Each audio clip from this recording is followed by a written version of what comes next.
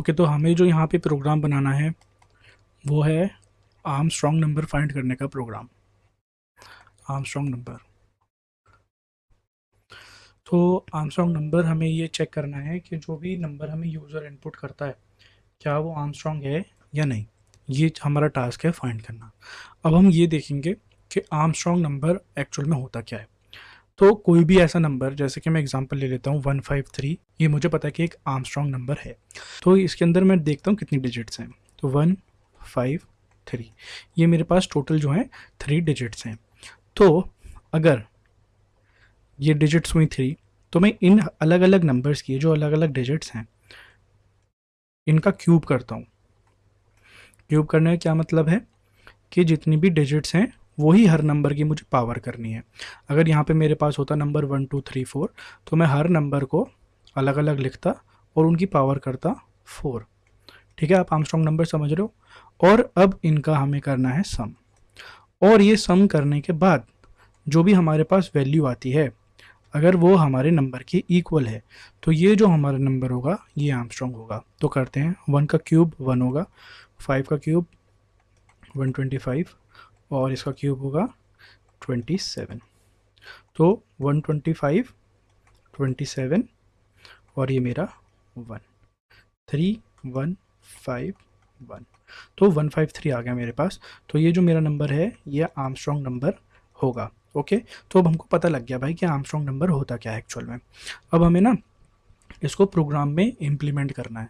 तो प्रोग्राम में इम्प्लीमेंट करने के लिए देखो मुझे क्या करना होगा कि पहले तो मैं अपना लॉजिक किस तरह लगाऊंगा मैं आपको समझाता हूँ। तो जैसे मुझे नंबर इनपुट किया गया 153, तो मैं कुछ ना कुछ ऐसा काम करूँगा कि मुझे जो है इस नंबर की एक डिजिट मिल जाए ताकि मैं उसका क्यूब कर सकूं।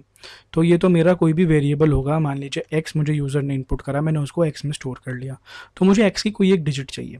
तो मेरे पास x की एक डिजिट निकालने का तरीका है कि अगर मैं 153 को मॉड्यूलो ऑपरेटर यानी परसेंटाइल अगर 10 से करूँगा, मैं किसी भी नंबर को अगर इस तरीके से उसके साथ परसेंटाइल 10 करूँगा तो उसके रिजल्ट में मुझे लास्ट डिजिट मिलेगी।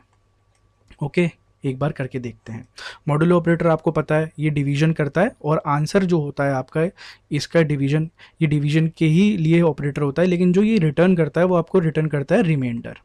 और जो आपका ये वाला डिवीजन वाला ऑपरेटर होता है ये आपको रिटर्न करता है कोशेंट, जो आपका कोशेंट होता है। ओके, तो 153 को अगर मैं 10 से यहाँ पे डिवाइड करता हूँ तो 1 ज़ा 10, 5 और ये आएगा 3 और 5 ज़ा 50, रिमाइंडर क्या बचा मेरा 3। ठीक है, अब ये जो है 10 बड़ा है 3 से, तो 3 को आगे तो डिवाइड कर नहीं पाएगा, तो अब ये मेरा 3 रिमाइंडर होगा।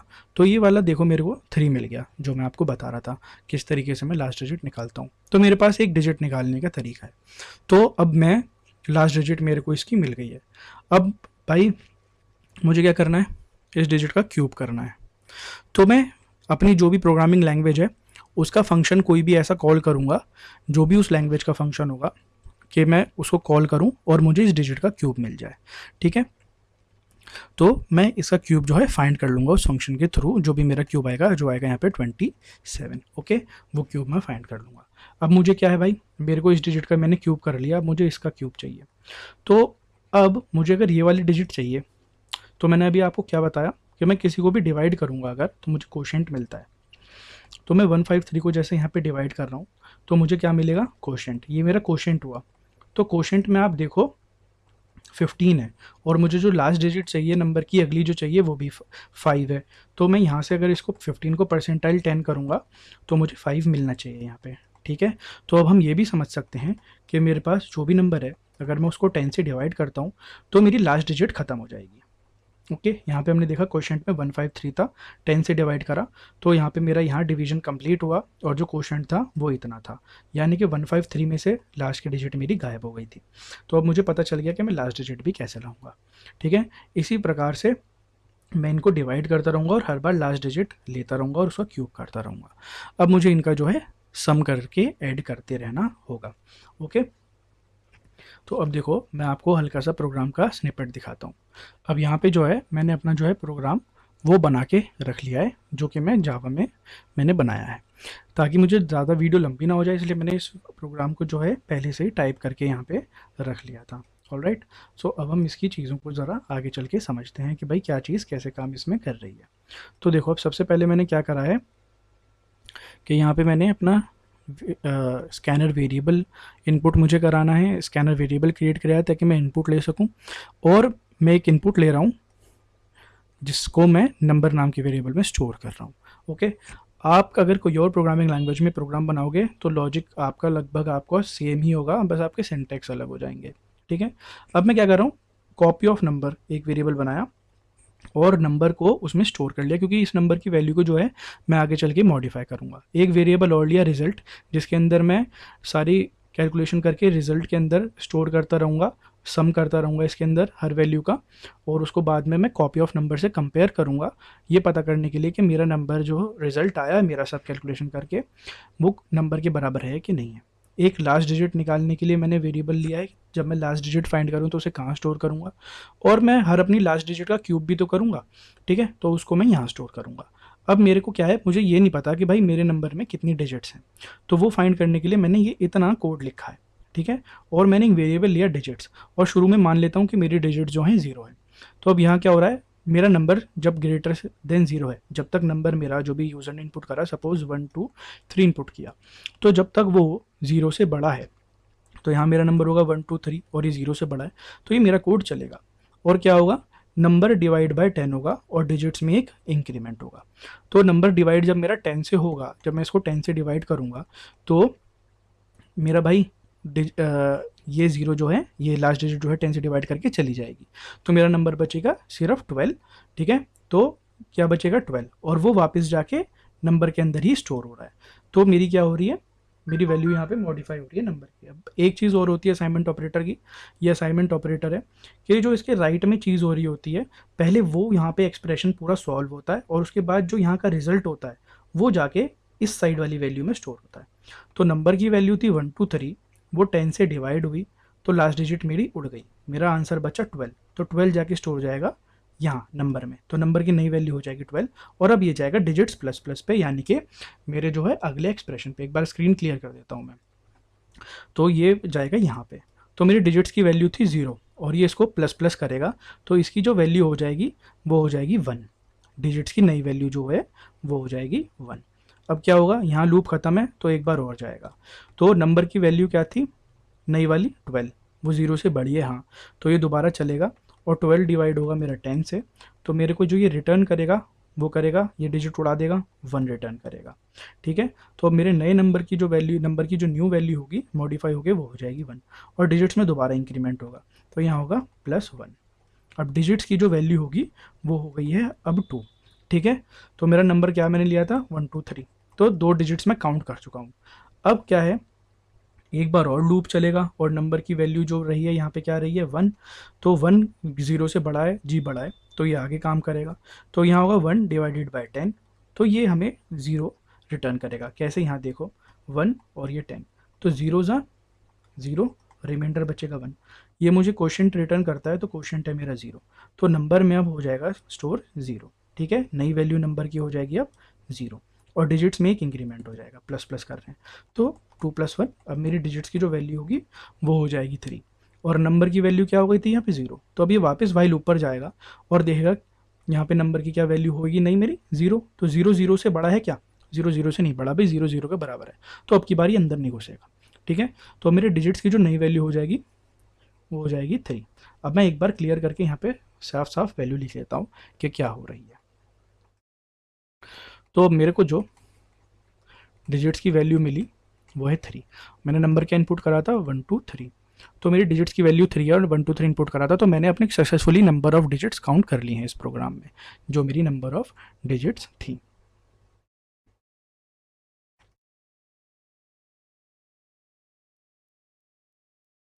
अब प्रोग्राम में आगे आके देखते हैं। भाई यहाँ तो मैंने देखो नंबर की वैल्यू मॉडिफाई कर दी थी, तो नंबर की वैल्यू हो गई थी यहाँ 0, तो मैंने कॉपी इसकी स्टोर करी थी एक वेरिएबल में, अब मैं दोबारा से इसको नंबर को वापस उसकी वैल्यू दे रहा हूँ जो थी, तो कॉपी ऑफ नंबर में 1 2 3 था, तो 1 2 3 मैं नंबर में स्टोर करूँगा, क्योंकि मुझे दोबारा से मॉडिफाई करनी है इस चीज़ को। तो अब मैं देखो यहाँ पर क्या कर रहा हूँ, ये मेरा मेन लॉजिक है, जहाँ मैं कैलकुलेट करूँगा, यहाँ मैं फाइंड आउट करूँगा कि मेरा नंबर आर्मस्ट्रॉन्ग है या नहीं है। ठीक है, ये यहाँ पर डिटरमाइन होगा। तो अब मैं अपनी लास्ट डिजिट रिट्रीव करूंगा नंबर की। तो मेरा नंबर क्या है, 123 मैंने नई वैल्यू दे दी है, 123 मेरा नंबर है, परसेंटाइल हो रहा है 10। तो क्या मेरे को रिटर्न करेगा, जब परसेंटाइल करता हूँ तो लास्ट डिजिट होती है, तो 3 मेरे को मिलेगी यहाँ पे, लास्ट डिजिट में चला गया 3। अब यहाँ क्या है, क्यूब ऑफ लास्ट डिजिट अगले एक्सप्रेशन में।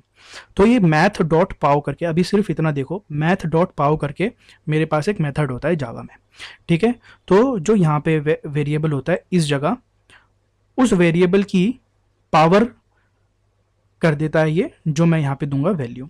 तो अगर यहाँ मैंने दिया x और यहाँ y है, तो जो ये रिटर्न करेगा वो करेगा x की पावर y, ठीक है। तो मेरी लास्ट डिजिट क्या है, मेरी लास्ट डिजिट जो है मैंने यहाँ कैलकुलेट करी वो है 3। और डिजिट्स वाला वेरिएबल मैंने यहाँ पे अपना बनाया था ऊपर डिजिट्स प्लस प्लस करके, जिसमें मैं स्टोर करूँगा फाइंड करके कि मेरी कितनी नंबर ऑफ डिजिट्स हैं, तो वो भी 3 है। तो यहाँ 3 की पावर 3, तो 3 की पावर 3 यानी कि 27।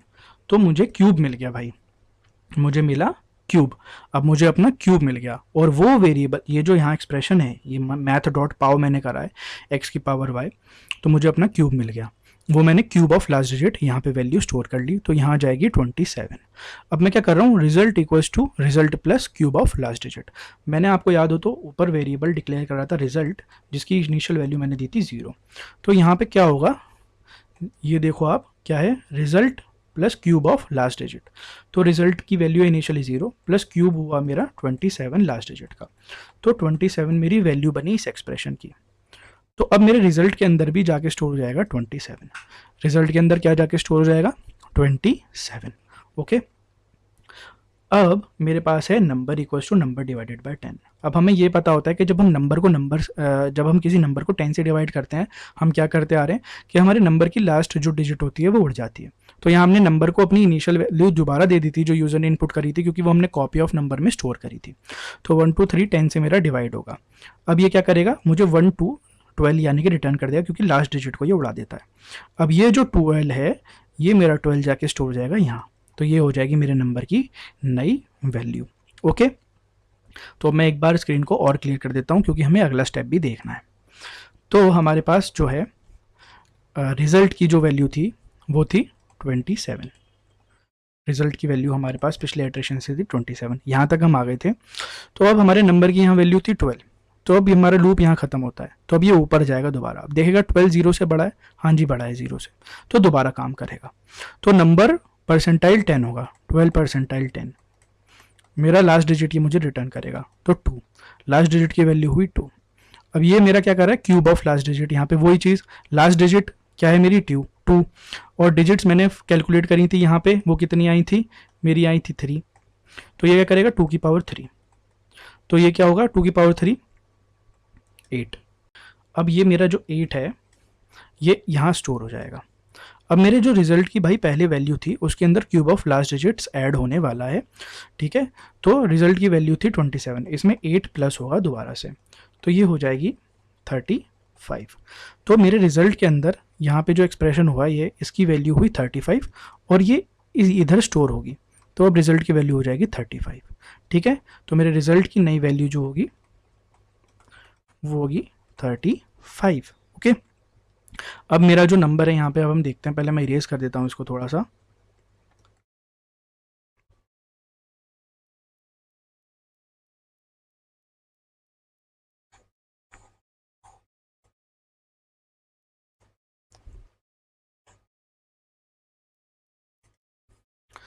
अब मेरा जो नंबर है भाई यहाँ पे वो था मेरे पास 12, तो 12 डिवाइड हो रहा है 10 से। ये सब चीज़ें आपको याद रखनी है फिलहाल मेमोरी में, क्योंकि हम समझ रहे हैं। तो मेरे को ये रिजल्ट क्या देगा, ये लास्ट डिजिट को उड़ा देगा और मुझे रिजल्ट देगा 1, तो मेरा यहाँ पे स्टोर हो जाएगा 1, तो नंबर की वैल्यू हो जाएगी 1। तो अब ये मेरा लूप यहाँ ख़त्म हो जाएगा, तो अब ये दोबारा ऊपर जाएगा और कंडीशन को चेक करेगा, क्या 1 0 से बड़ा है, जी हाँ बड़ा है, तो अंदर घुस जाएगा। तो 1 परसेंटाइल 10 होगा यहाँ पे। अब मेरे को रिमाइंडर क्या मिलेगा, रिमाइंडर मिलेगा मुझे 1, तो लास्ट डिजिट की वैल्यू हो जाएगी 1। अब यहाँ पे क्या है, अगली आइट्रेशन पे आएगा, यहाँ चेक करेगा लास्ट डिजिट मेरी क्या है 1 है, डिजिट्स जो थी नंबर ऑफ डिजिट्स यानी जो यहाँ हमने कैलकुलेट करा था अभी तक 3 थी, तो वो 3 है, तो 1 की पावर 3 क्या होगा 1, ये मेरा क्यूब ऑफ लास्ट डिजिट में यहाँ स्टोर हो जाएगा 1।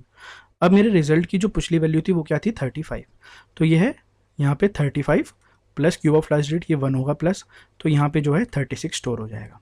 36 स्टोर होने के बाद ये जो मेरा नंबर है, ये नंबर दोबारा 10 से डिवाइड होगा, तो मेरा नंबर क्या बचा था यहाँ 1, तो 1 जब दोबारा 10 से डिवाइड होगा तो ये भी उड़ जाएगा और मेरे को मिलेगा 0, और ये 0 स्टोर हो जाएगा नंबर के अंदर। ठीक है, तो नंबर के अंदर हो गया मेरा 0। अब मेरा लूप यहाँ ख़त्म है फिर से, तो वाइल यहाँ पे जाएगा, तो नंबर क्या है 0, 0 0 से बड़ा है नहीं, बड़ा नहीं है भाई, बराबर है। तो ये लूप मेरा यहाँ, इसकी कहानी ख़त्म।